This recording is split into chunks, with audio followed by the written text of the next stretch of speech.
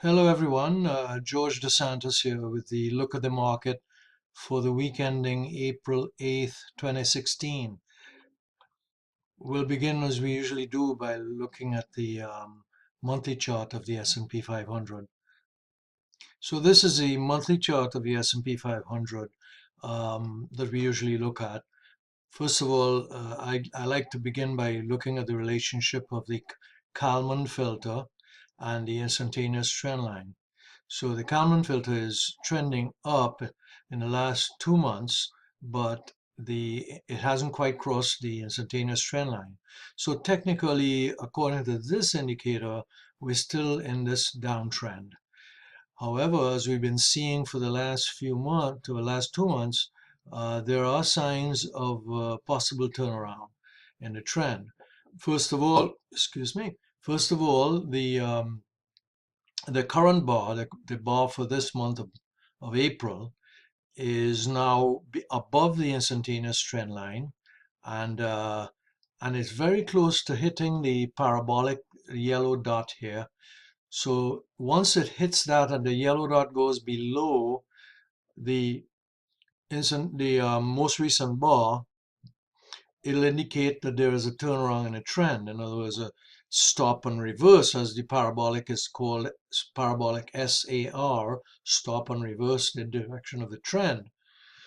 The other thing we should look at is that MACD is continuing to trend up from below the zero line. Usually that's an indication that bears may have been losing strength here for the last couple of months. At the bottom of the chart, Alex Elder's force index, I plot a 13 period. It says here 13-day, but of course this is a monthly chart, so it's a 13 period or 13-month plot. It's been trending down. You see the tops, the highs of the indicator itself have been trending down, okay? But it's still above the zero line. So in summary, concerning the monthly chart, we are still technically in a downtrend. However, there are signs of a turnaround here. Should the parabolic go below the most recent price bar, and if we get MACD to cross above the zero line, all these will be indications that on the monthly chart, longer term, the trend is turned and it's now up. Let's take a look at the weekly chart. All right, so on the weekly chart of the S&P 500, we have here, first thing is the relationship of the Kalman filter to the instantaneous trend line. And of course, we can see that the Kalman filter is above the instantaneous trend line. That is an indication that the trend is now up on the weekly chart. Last week we had a bearish bar. However, the body of this candle for last week is totally engulfed by the body of the previous week's candle. And that is the definition of a bullish harami. We had one here, and we now have another one here.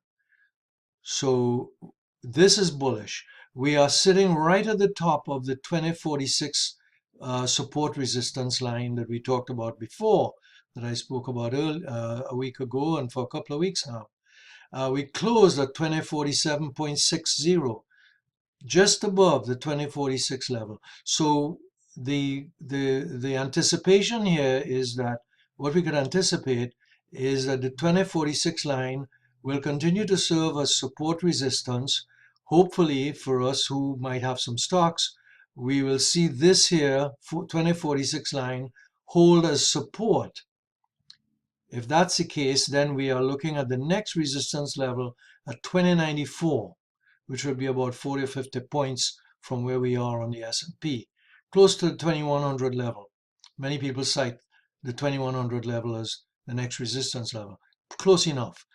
The parabolic is below the most recent bar. In fact, it's been below for 4 bars now, for 4 weeks. So the trend, according to parabolic, switched from bearish to bullish here. when this parabolic dropped below the bar, this bar here. At the bottom of the chart, well, in the middle of the chart really, RSI 12 crossed above the 40% line, which was a signal that we have an uptrend. It continued to cross above the 50% line, reinforcing that notion that we're in an uptrend. And it's now pulled back a little bit last week from the 60% line. Should we stay above 50% here, we could feel relatively secure about this uptrend remaining in place. MACD trended up from below the zero line, and as this trend continued up, MACD is still above the zero line. So the bulls are still in charge on the weekly chart. We have to distinguish between the time frames. Percent R indicating that the momentum is still pretty strong. It's close to the 80% line. So that's still pretty strong. So on the weekly chart, most of the indications here are for a continuation of the uptrend. Should we fail to hold this support at 2046, that whole scenario can change. But as of now, we can feel secure in calling this an uptrend, especially since we have this bullish Harami to support that bullish scenario. Let's take a look at the daily chart. This is one of the daily charts we've been looking at. It shows us the 9 EMA, exponential moving average, in relationship to the 30 weighted moving average. And the yellow line is the 9, and this is the 30. And as long as the 9 is above 30, we call it an uptrend. It started here, the uptrend started here, and it's still in place. Yes, we had some weakening here. We had a pullback of about 4 days last week. And so we have now a doji. That's a signal, a sign of indecision or uncertainty among investors and traders. We do have parabolic still below the most recent price bar. It switched here and it's still here below the most recent price bar. So again, technically, we have to say from the perspective of the daily chart with the 930 system, we are in an uptrend.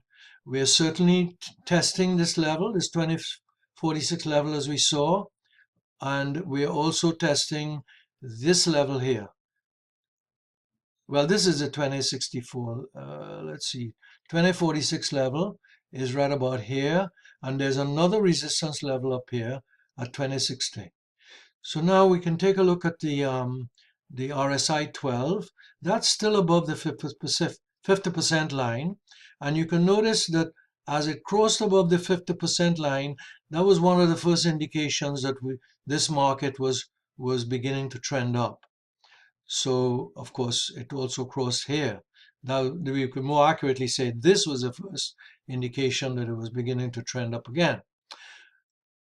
So we are seeing the RSI 12, the support for the uptrend is still in place.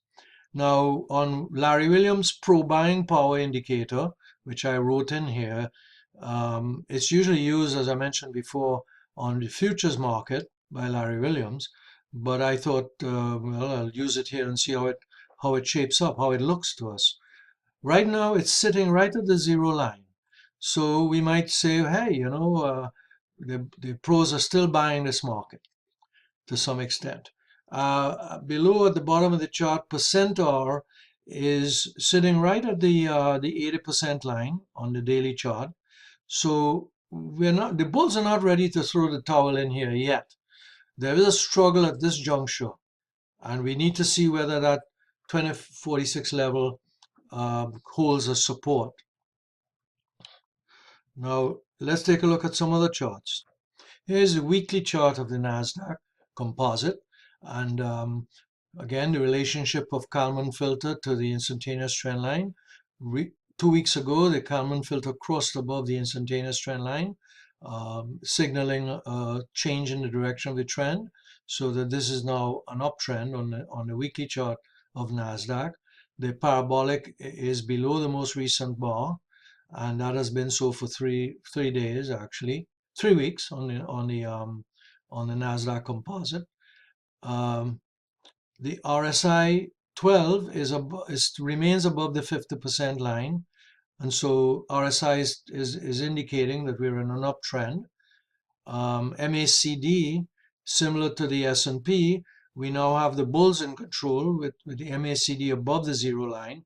So the weekly chart of the Nasdaq Composite is also showing us an uptrend. And we'll take a look at some other charts that we usually look at. Here's a chart, the daily chart of the S&P, and I use a bar chart instead of candlesticks. What I was interested in seeing here is if we can get a read on the symmetry of pullbacks. This is something that I've learned from the Fibonacci Queen. She measures these pullbacks from the high to the low, from the high to the low, from the high to the low. And what I did was take the average of these pullbacks here, and we find that the average is about 40 points. Well, this recent pullback was 41 points. So perhaps this will offer us some reason to be optimistic that we've had the pullback and now we can look forward to another run up here in the S&P. We'll see how that turns out. But I just found it might be interesting to take a look at these pullbacks and see what we find. And here's the weekly chart of the S&P 500 on the stockcharts.com chart that shows us the impulse indicator with the red, blue, or green colored bars from Alex Elder's impulse indicator, his work with impulse indicator. Right now we can see that the weekly bar turned blue. The last week's bar turned blue. So it is not a red bar, so we really still have permission to hold this market, to hold the S&P. We're talking about the index now. If you have individual stocks, you need to look at an individual stock. You need to look at the chart for the individual stock.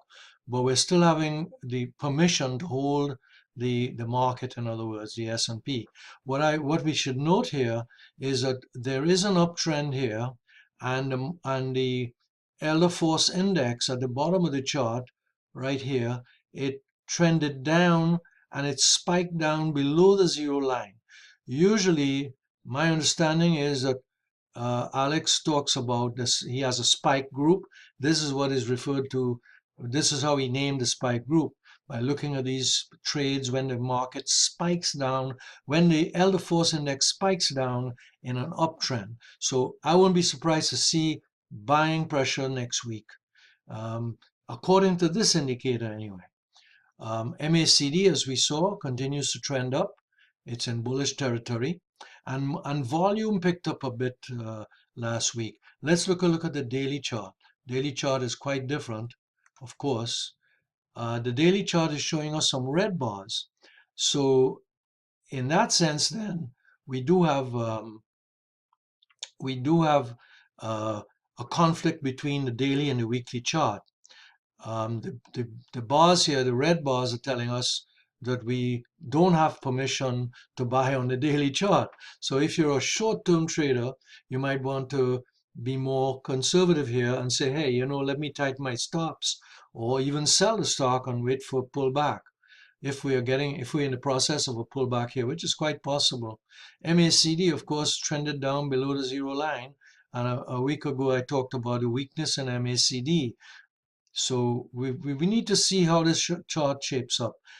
There's still hope for a continuation of the trend as we see on the weekly chart, though. Now that's all for this week, really. Have a nice weekend. Enjoy the golf. I will do so myself. And we'll talk to you next week.